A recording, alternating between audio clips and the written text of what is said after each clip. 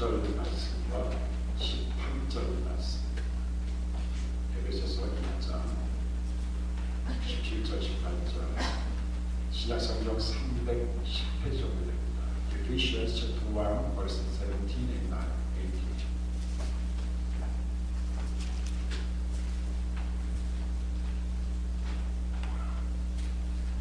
1장 17절 18절 우리 같이 한번 읽겠습니다. 시작. 우리 주 예수 그리스도의 하나님 영광의 아버지께서 지혜와 계시의 정신을 너희에게 주사 하나님을 알게 하시고 너희 마음을 밝히사 그의 부르심의 소망이 무엇이며 성부 안에서 그 기업의 영광의 풍성이 무엇이며. 두 절의 말씀 읽었습니다. 10년 전이나 20년 전이나 한국에 나가서 책을 사게 되면 항상 베스트셀러 1부터 10까지 첨단면 항상 10위 안에 드는 책이 하나 있습니다. 작자미상으로 나와 있는 누르고 사는 그리스도인. 그 책의 서문에 보면 이런 서문이 나옵니다. 어찌하여 수많은 그리스도인들이 그토록 자주 패배합니다. 기도를 너무 적게 하기 때문입니다. 어찌하여 수많은 교회 일꾼들이 그토록 자주 용기를 잃고 낙심합니다. 기도를 너무 적게 하기 때문입니다. 어찌하여 사람들이 그들의 사역을 통해 어둠에서 빛으로 이끌어내는 영혼이 그토록 작은가. 기도를 너무 적게 하기 때문입니다. 어찌하여 우리 교회는 하나님을 향한 뜨거운 불길이 타오르지 않는가. 기도가 너무 적기 때문입니다. 이런 서문이 쭉 기록되어 있습니다. 저도 이 책을 항상 읽을 때마다 서문을 항상 읽어요. 마음이 울컥해지고 기도가 부족하다. 기도해야지. 기도하는 목사가 되야지. 우리 교회가 기도하는 교회가 될 수 있도록 내가 힘써야지. 우리 성도들이 입에서 기도가 나와야 되겠네. 우리 모두 교육자와 우리 장로님과 권사님들이 기도하는 사역자들이 되어야 될 텐데, 내려가 지역의 모든 교회들이 기도하는 교회가 될 텐데 하는 마음을 제가 갖고 있습니다. 사도 바울이 지난주에 하나님을 알기 원하는 기도를 하기 시작했습니다. 에베소 교인들에게 하고 싶었던 기도의 제목이 하나 있었어요. 하나님을 알기로. 하나님을 제발 좀 알아. 이런 부모님의 마음이 뭐겠습니까?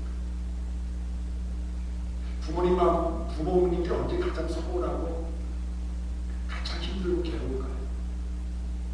저는 감히 이런 얘기를 합니다.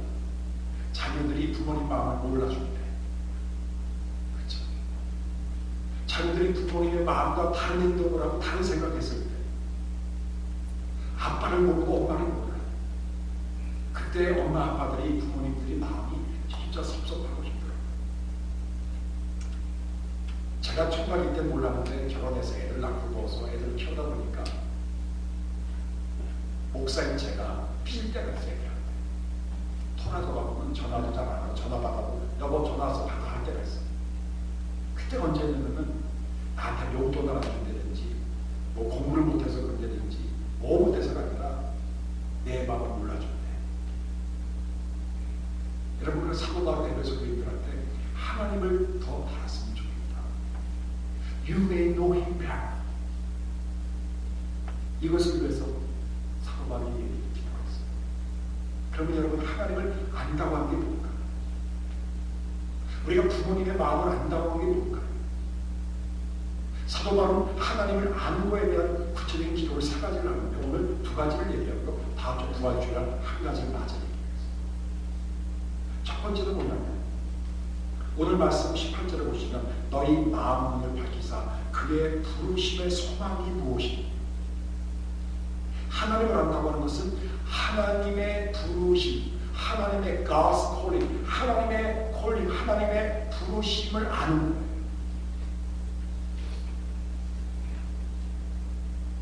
한국 시간으로 어제죠. 주일날, 오늘이 되고 어제 주일날 4월 13일 날 굉장한 날이었습니다. 왜 굉장했냐면 삼성그룹 계열사 16개에서 4,000명의 직원들을 뽑는데 10만 명이 지원을 했습니다. 10만 명이 지원해서 서울을 비롯한 5개의 대도시에서 10만 명이 시험을 받고 10,000명의 직원들이 채용이 돼가지고 그걸 도와줬다. 왜냐하면 삼성의 부르심을 받는 출세가 보장되고 삼성에 들어가는 처녀 총각들 시집 장가가는데 별 문제 없어요. 삼성에 들어가게 먹고 사는 거 큰 걱정 안 해도 돼요. 세상 사람들은 여러분 한국의 어떤 큰 대기업, 영향력이 있는 사람, 정치권에 있는 사람들은 안철수가 부르는지 김한길이 부르는지 박근혜가 부르는지 어떤 정치 기업자가 불러주면 그것에 자신의 성공과 행복이 결정이 되기 때문에 굉장히 민감합니다. 이제 사도 바울은 말하기를 세상에 어떤 부르심보다도 하나님의 부르심이 있는 그 소망을 내일 가졌으면 좋겠다라고 기도했어요. 사랑하는 성도 여러분, 여러분들에게 하나님의 부르심의 소망이 생겨나기를 원합니다. 여러분들의 영적인 눈이 밝혀져서 하나님이 나를 부르셨구나. 아, 하나님이 이것을 때문에 나를 부르셨구나. 아, 그래서 나는 이것 때문에 살아야 되겠구나. 아, 이것 때문에 살면 후회가 없는 행복한 그리고 성공적인 삶이구나. 이런 부름에 대한 새로운 인식과 영적 깨달음이 생기는 이 아침이 되길 간절히 바랍니다. 웨스트민스터 신앙고백 제10장을 보면 효과적인 부르심, effective calling에 관해서 이렇게 얘기하고 있어요. 하나님은 생명에 이르도록 예정하신 모든 자들을, 그것도 그들만을 정하신 때에 기억이 기꺼이 효과적으로 부르시는데 그분의 말씀과 성령으로 그들이 본질상 속해 있던 죄와 사망의 상태로부터 예수 그리스도로 말미암은 은혜와 구원으로 부르신다. 그리고 이 효과적인 부르심은 오직 하나님의 값없이 주시는 특별한 은혜에 속한 것이고 사람 안에서 예견된 어떤 것으로 말미암지 않는다. 사람은 거기에 전적으로 수동적인데 성령으로 되살아나고 새로워져서 그로 인하여 이 부르심에 응답할 수 있고 그 안에서 제공되고 전달되는 은혜를 받아들일 수 있을 때까지 그럽니다. 여러분, 하나님의 부르심 받았다는 것은 놀라운 일이에요. 여러분, 우리가 누구를 부를 때, 여러분 집에 초대할 때 초대 부르는 가는 사람은 준비를 합니다. 저도 교인들이 저를 10만 원 주십시오. 식사할 테니까 어디 오세요. 그러면요. 반바지 바람을 안 가요. 스낵 바람을 안 가요. 뭐 다 챙겨 입고. 그렇죠? 그리고 아주 준비를 하고 그렇게 가는 거예요. 여러분가 주일날 교회 오는 것도 하나님의 부르심 때문에 오는 거예요. 이 부르심 앞에 우리가 스낵바 질질 입고 다니고, 예? 평상복도 아닌 이상한 옷 티셔츠 하나 딱 걸쳐놓고 하는 것은 이건 말도 안 되는 얘기예요. 여러분, 골프장에 갈 때도 여러분 부르지를 못했습니다. 골프장도 부르지를 입으면 입장이 급지가 돼요. 하나님의 부르심을 받는 예배, 하나님의 부르심에 밖에 순종한 우리들, 그 하나님의 부르심을 받는다고 하는 이 자체, 이 예배, 그리고 부르심의 그 소망, 이것이 우리에게 얼마나 중요한지 말도 할 수가 없어요. 사도 바울은 그래서 여러분 사도행전 9장 15절에 이런 얘기를 합니다. 주께서 가라사대 가라. 이 사람은 내 이름을 이방인과 임금들과 이스라엘 자손들 앞에서 전하기 위하여 택한 나의 그릇이다. 사도 바울이 다메섹에서 예수님을 핍박하러 올라가다가 부활하신 예수님을 만나자마자 부활하신 예수님이 사도 바울을 야단치 잡았어. 내 이놈, 이 나쁜 놈, 너가 나를 핍박해. 나를 다른 사람들 죽여. 너 이놈 자식 능지 처처리라. 넌 지옥의 안방으로 들어가라. 그러지 않고 사울아, 사울, 너 왜 날 핍박하느냐. 그걸 도리어 용서하고 감싸줘. 그러면서 그에게 부르심의 소망을 탁 던져주는데 그 부르심의 소망이 뭡니까? 너는 나를 위해서 이방인 임금들과 이스라엘 자손들에게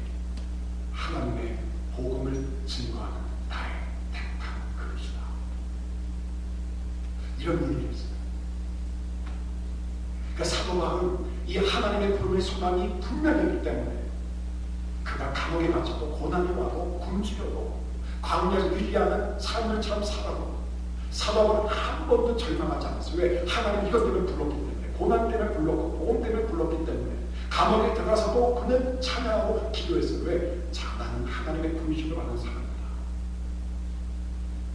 저는 이 말씀을 준비하면서 좋은 목사, 나쁜 목사, 좋은 성도, 나쁜 성도에 대한 생각을 좀 해봤어요. 어느 성도님이 이런 얘기한 걸 제가 들었습니다. 목사님들의 설교를 듣게 되면 반응이 이렇게 온대요. 아, 우리 목사님 설교 참 좋다. 아, 우리 목사님 설교 잘하지. 아니면 아, 우리 목사님 설교 굉장히 거시기하다. 그런 반응이 돼요. 그런데 여러분, 교인들이 아, 우리 목사님 설교 참 좋다고 한 거하고 우리 목사님 설교 참 잘한다고 한 거하고 그 마음의 이해가 다르다는 거예요. 물어봤어요. 좋은 설교를 먹고 잘한 설교는 뭐냐 했더니 잘하는 설교는 아주 언어 구사력이 뛰어나고 아주 재미있고 그냥 그런 걸 잘한다고 얘기하는 거고, 좋은 설교는 그 하나님의 말씀을 설교자 목사님에게 한번 거슬리고 자신의 죄를 한번 거슬려서 적용된 말씀들을 교인들에게 전달하고, 그래서 거기서 자신의 죄를 깨닫게 하고 아, 이렇게 살면 안 되겠다고 하면서 느끼게 하는 게 좋은 설교를 해요. 아, 제가 그 얘기를 들을 때 그냥 뜨끔하더라고요. 나는 좋은 설교자인가, 아니면 잘하는 설교자인가, 아니면 거시기한 설교자인가. 여러분, 설교는 그런 거고, 여러분 부르심을 기준으로 해서 좋은 목사, 나쁜 목사, 좋은 성도, 나쁜 성도를 가른다면 좋은 목사는요, 설교와 사역을 통해서 성도 한 사람 한 사람이 가지고 있는 하나님의 부르심에 대한 소명을 확신시켜주고 깨닫게 해주는 것이 좋은 목사고, 나쁜 목사는 부르심의 소망을 전혀 인식시키지 못하고 그냥 인간의 고집과 열정과 그냥 억지로 밀고 밀어닥쳐서 가는 목사가 나쁜 목사라 생각이 들었어요. 여러분, 좋은 성도는 어떤 성도일까요? 하나님의 부르심이 분명해요. 누가 하라고 해서 하는 것도 아니고 하지 말라고 해서 안 하는 것도 아니고 누가 뭐라고 해도 전혀 상관이 없어. 나는 하나님의 부르심을 받은 콜링 있는 사람, 하나님의 거룩한 부르심이 있는 사람이에요. 그럴 때 나는 조직과 그 길로 가는 거예요. 나쁜 성도들은 하나님 부르심 같은 것이 없기 때문에 다른 사람들이 내 눈치, 다른 사람들이 어떤 얘기, 다른 사람의 칭찬과 다른 사람의 불평과 다른 사람의 어떤 말에 의해서 내가 움직이는 거예요. 이게 나쁜 성도들이에요. 여러분, 이 모든 교우들은 진짜 좋은 성도, 좋은 목사가 되는 놀라운 축복이 임하기를 바랍니다. 그래서 사도 바울이 하나님 알기 위해서는 첫 번째로 하나님의 부르심의 소망을 알았으면 좋겠다라고 얘기해요. 그럼 여러분, 왜 하나님이 우리를 부르셨을까요? 굉장히 많은 내용이 좀 설교독에 나와 있습니다. 쓰시면서 따라오시면 더 좋을 것 같아요. 하나님의 부르신 이유가 성경을 찾아보니까 이게 한두 가지가 아니더라고요. 예. 여러분, 부모님들이 애들한테 부르잖아요. 부르는 게 딱 한 가지입니까, 여러분? 야, 이리 와. 내요. 밥 먹어라. 이리 와. 내요. 돈 좀 받아라. 이리 와라. 돈 좀 사와라. 부르심의 이유가 다 다른 것처럼 하나님이 각 사람에게 그리고 각 상황에 따라 부르시는 이유가 좀 다르더라고요. 첫 번째 이유가 있습니다. 첫 번째는요, 예수님과의 교제를 위해서 우리를 부르셨어요. 교제를 위해서, 펠로우십을 위해서. 고린도서 1장 9절 같이 한번 읽겠습니다. 시작. 너희를 불러 그 아들 예수 그리스도 우리 주로 더불어 교제케 하신 하나님을 믿으시도다. 교제를 위해서 부르셨어요. 두 번째, 자유함을 위해서 부르셨어요. 자유함. 자, 설교에 나와 있어요. 갈라디아서 5장 13절 같이 읽겠습니다. 시작. 형제들아, 너희가 자유를 위하여 부르심을 입었으나 그러나 그 자유로 육체의 길을 삼지 말고 오직 사랑으로서 좋은 노력하라. 그렇죠? 자유함을 위해서. 이 자유함은 어떤 자유입니까? 죄로부터 오는 자유함. 여러분, 죄책감, 죄의식, 하나님이 죄책감을 가지고 예배에 참석하지 않도록 하셨습니다. 자유함이 있어요. 사탄은요, 우리를 자꾸만 죄의식을 갖다 줘요. 죄의식을 갖다 주고 회개는 못하게 만들어요. 그러나 하나님의 부르심은 죄를 알게 해. 그리고 죄를 회개하게 만들어요. 이게 하나님의 우리 부르심이에요. 부모님들이 왜 애들이 잘못하면 와, 너 뭐 잘못했지, 너 훔쳤지, 너 공부 왜 못했어? 너 거짓말했어? 한자라고 힘 너 끝나면 나쁜 거예요. 너 잘못했지? 네, 잘못했어. 다듬어지지 마. 네. 내가 이 얘기를 하는 이유가 뭔지 알아? 나는 사랑해서 그런 거야. 내가 지나가는 애가 도둑질하고 뭐하고 내가 얘기하는 내 아들이 내 딸이니까. 그래서 마지막 사랑으로 이렇게 감싸주고 그에게 자유함을 주는 부모가 진짜 부모죠. 그래서 세 번째로 하나님을 부르신 이유는 하나 되게 하기 위해서. 하나 되게 하는 것을 지키기 위해서. 에베소 4장 1절부터 3절에 보면 이런 말이 나옵니다. 그러므로 주 안에서 같이 내가 너희를 권하노니 너희가 부르신 입은 부름에 합당하게 행하여 모든 겸손과 온유를 하고 오래 참고 사랑 가운데 서로 용납하고 평안에 믿는 줄로 성령의 하나 되게 하신 것을 힘써 지켜라. 하나님이 우리 부르신 이유는 하나 되게 하신 것을 지키기 위해서. 여러분, 교회라고 하는 이 단체는, 공동체는 굉장히 불완전한 공동체. 의인들이 모인 것이 아니라 죄인들이 모여요. 의인이면서 죄인들이 모이기 때문에 사람마다 개성도 다르고 성격도 다르고 기질도 다르고 생각도 다르고 출신도 다르고 다른 게 너무너무 많아요. 같은 게 거의 없어요. 여러분 보세요. 같은 게 뭐가 있습니까? 여러분 옆에 앉아있는 분 한번 보세요. 옆에 앉아있는 분과 같은 게 뭐가 있어요? 네? 우리 이경 집사는 희경 형제 같은 게 있네. 안경을 껴서 보았던 것 같아요.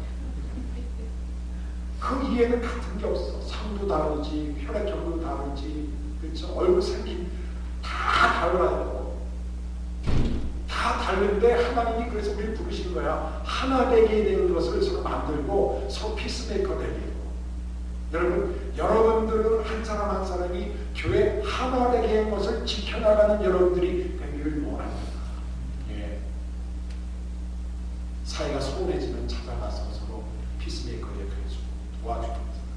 네 번째 하나님을 부르신 이유는 고난을 위해서 우리를 부르셨어요. 고난을 위해서.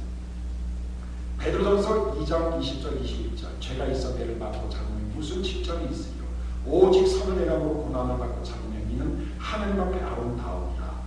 그리스도도 너희를 위하여 고난을 받으사 너희에게 본을 끼쳐 그 장치를 따라오게 하려 하였느니라. 하나님이 우리를 고난을 위해서 부르셨어요. 여러분, 고난은 질병이 아니에요.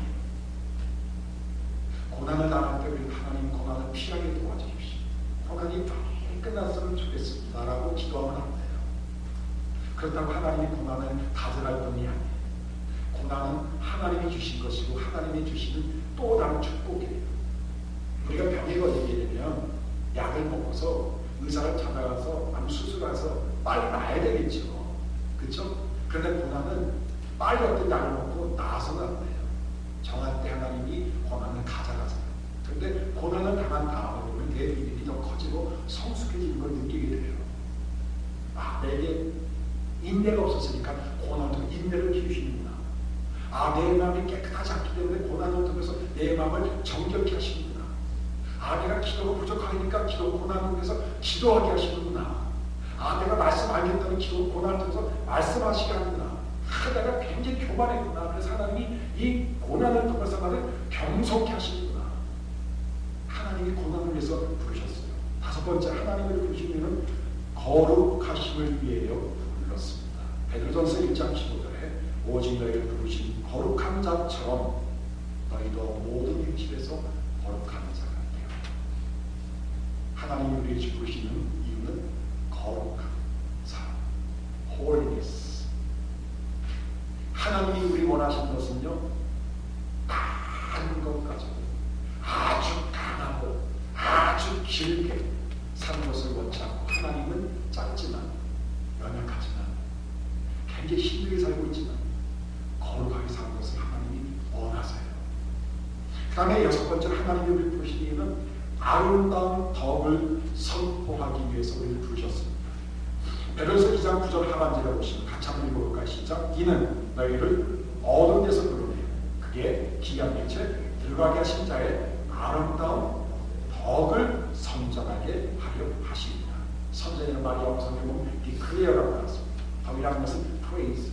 다시 말하면 예수님이 우리를 위해서 하신 그 아름다운 모든 사역을 사람들 앞에 선전하고 선포하기 위해서 우리에게 오셨다. 그 다음에 7번째 하나님이 우리를 부르신 이유는 복을 나눠주기 위해서 우리를 부르셨어요. 베드로전서 3장 9절을 보시면 아들 악으로 욕을 욕으로 갚지 말고 도리어 복을 빌라. 이를 위하여 너희가 부르심을 입었으니 이는 복을 욕으로 받게 하려 하심이니라.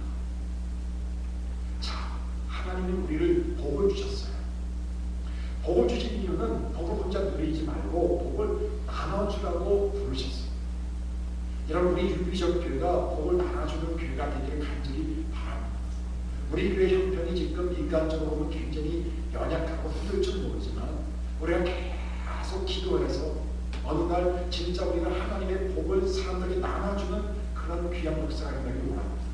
우리보다 더 연약한 교회를 축복해주고 우리 교회가 더 연약한 지역사회를 돌봐주고 우리 이민사회를 세울 수 있는 복을 선포하고 복을 나눠주는 그런 복덩어리가 되는 귀한 열매가 우리에게 있기를 간절히 원합니다.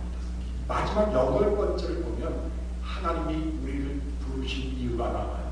자, 성경을 한번 같이 보겠습니다. 디모데전서 6장 12절 시작. 믿음의 선한 싸움을 싸우라. 영생을 취하라. 이를 위하여 내가 부르심을 입었고 많은 증인 앞에서 선한 증거를 증거하였도다. 하나님이 우리를 왜 부르셨습니까? 믿음의 선한 싸움을 위해서 우리를 부르셨어요. 여러분, 세상에 사는 것이 전쟁이죠. 싸움입니다. 진짜 힘들어요. 예. 애프터 크리스마스 세일이라든지 여러분 블랙 프라이데이 세일 같은데 이 TV를 보게 되면 물건 싸게 사려고 깔려주는 사람이 매년마다 몇십 명 이상 계세요. 그렇죠? 예. 그런데 여러분, 여기 보면은 그런 싸움이 아니라 세일 상품을 싸게 사기 위해서 달려는 싸움이 아니라 믿음을 위한 선한 싸움. 여러분, 내 믿음을 지켜나가기 원합니다. 이 믿음을 지킨다고 하는 것이 보통 힘든 게 아니에요. 내 안에 있는 육체적인 자아가 내 믿음을 자꾸만 끌어내요. 아, 기도 그만해. 무슨 참석이 열리냐. 했어. 내가 내 믿음을 끌어내릴 때가 있어요. 나랑 가장 친한 이웃이 내 믿음을 끌어내릴 때가 있어요. 세상의 가치가 내 믿음을 막 공격하고 침략할 때가 있어요. 더 무서운 것은 사단이 내 믿음을 파괴하려고 하는 놀라운 일이 매 순간마다 끊임없이 일어납니다. 여러분, 우리의 인생은 영적 전쟁입니다. 단 1초도 영적 싸움이 안 벌어질 때가 없어요. 여러분, 꿈을 꾸면서 영적 싸움을 싸울 때가 있어요. 그래서 하나님의 부르신 이유는 믿음의 선한 싸움을 싸워서 영생을 취하기 위해서 하나님을 부르셨다는 거예요.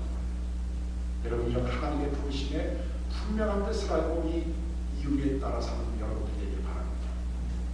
두 번째, 하나님을 알기 원하는 두 번째 기도의 제목은 뭐냐면 18절 하반절에 보시면 성도 안에서 그 기업의 영광의 풍성이 무엇이며, 다시 말하면 하나님의 영광의 기업의 풍성을 알게 하소서.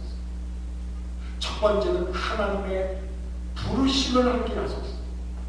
두 번째는 하나님의 기업을 알게 하소서. 그런데 여러분, 이 기업이라는 말, 헬라어로 크로노노미아라는 단어는 inheritance, 상속 재산입니다. 하나님이 우리를 위해서 마련해 두신 상속 재산이 있음을 얘기해 주고 있어요. 여러분, 부모님들한테 재산을 좀 받은 분이 계십니까? 저는 어머님이 돌아가시고 아버님이 장사를 하시다가 이제 너무 힘들어서 장사를 이제 다 접으시고 이제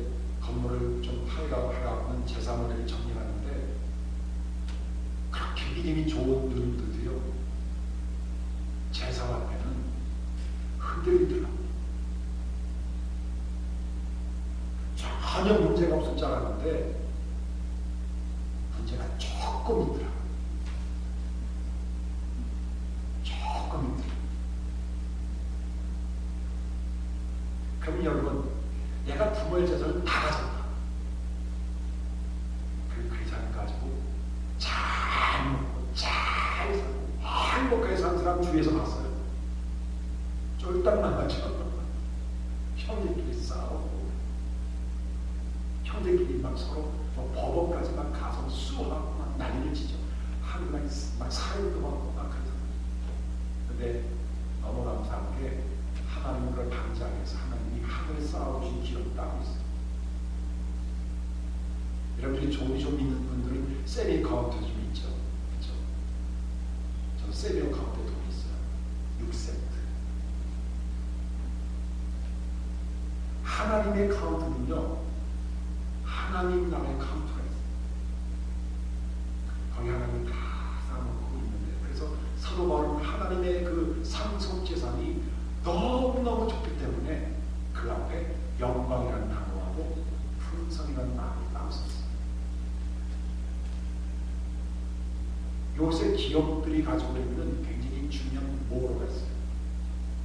그게 뭐냐면은 좋은 기업에서 위대한 기업을 가자. Good to great. 짐 콜린스라고 하는 유명한 사람도 좋은 기업에서 끝나면 안 된다. 위대한 기업으로 가야 된다.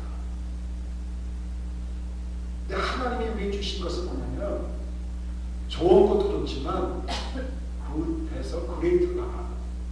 그레이트로 끝나면 안 돼요. 그레이트에서 to glory. 영광으로 가라. 하나님이 우리에게 주신 기업은 너무 놀랍기 때문에 그 앞에 영광이 붙어있고 풍성이 있어요. 하나님이 주신 거기 때문에 영광이고요. 하나님이 주시려고 약속하신 거기 때문에 그것은 풍성한 거예요. 한국에서 대통령을 만나러 갔는데 대통령이 시계를 줍니다. 이 대통령 시계를 사고 나오면요, 동네 사람들이 남도 보고 난리가 나고 팔면 돈이 상당합니다. 하나님이 우리에게 하나님 성령의 인치심을 받은 기업이 따로 있어요. 사도 바울이 왜 이런 기도를 했을까? 왜 영광의 기업을 보게도록 필요했을까? 두 가지 이유가 있어요. 첫 번째 이유는 뭐냐면 에베소 지역은 한 곳이고 아시아와 유럽을 잇는 지역이에요. 교통이 사통팔달.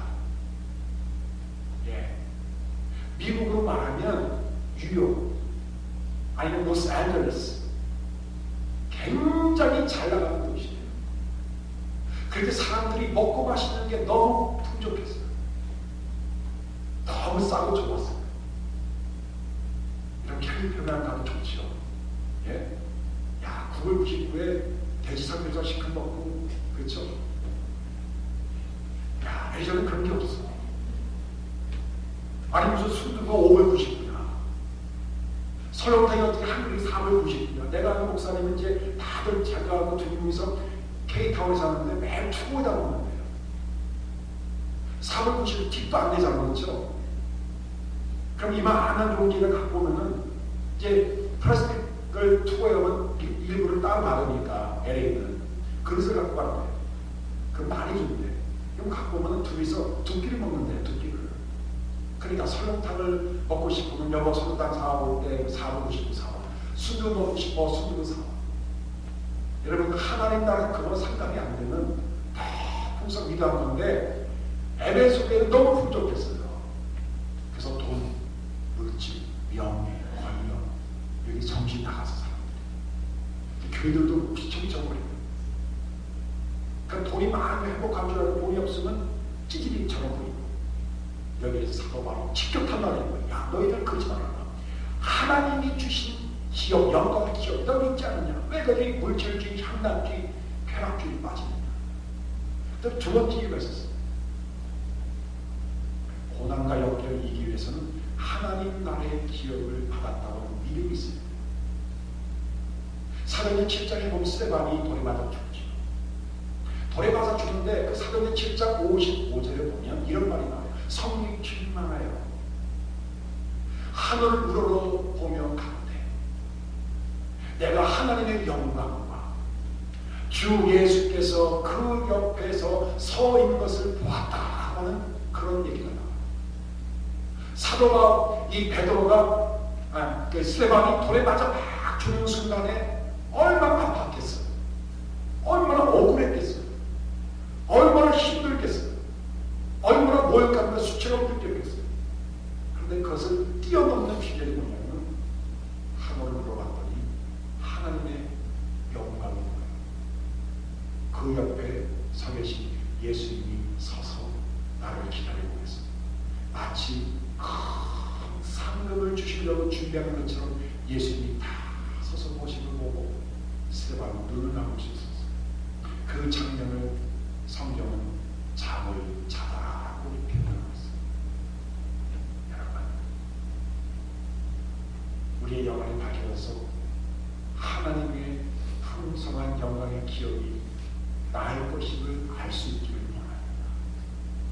하나님의 부르심의 소망을 발견하는 우리가 되기 원합니다.